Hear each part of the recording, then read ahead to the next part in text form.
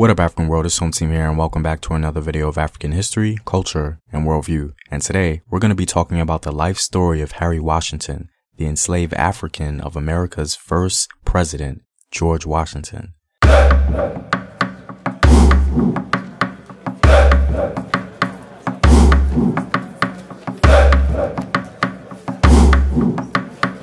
By supporting this channel on Patreon, you're helping in the creation of these videos and supporting this content. If you'd like access to courses and sources, or you simply want to show your support, you may do so by clicking the Patreon link in the description box below.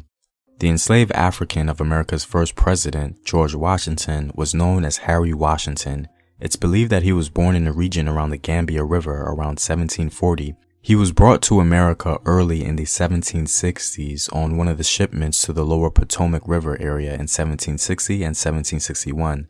Late in 1763, George Washington purchased Harry from the estate of Daniel Tebbs, a plantation owner on the lower Potomac River. George Washington had formed a syndicate called the Dismal Swamp Company with the intention of draining 40,000 acres of a huge swamp in the southeast corner of Virginia.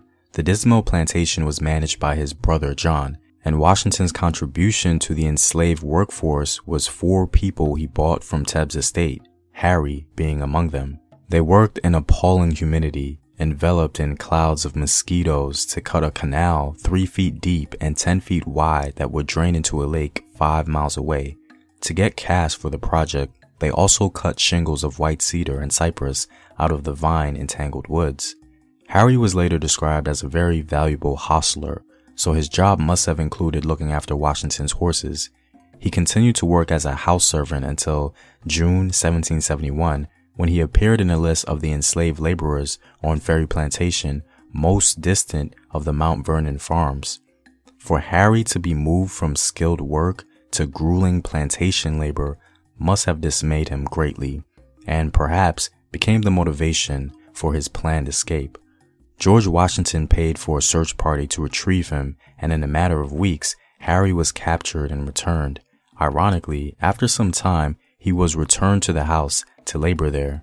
George Washington spoke openly about Americans asserting their rights, and Harry no doubt heard about disgruntled Virginians during this time. Harry, realizing an opportunity, escaped once again and managed to get the ear of the British, where he offered his services. Harry was absorbed into an all-black army corps called the Black Pioneers, formed in May 1776.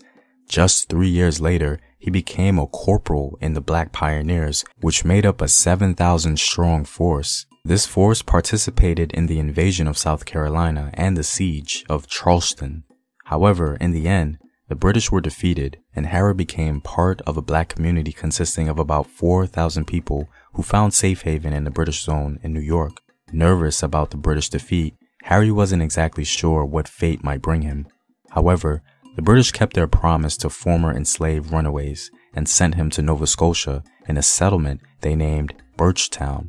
Disgruntled about unfair treatment and difficult land cultivation, the black settlers protested to the British government, and Harry, along with others, were then relocated to the British colony in Sierra Leone. Unfortunately, the black settlers in Sierra Leone and West Africa weren't given what was promised. On top of that, the British began excessively taxing them.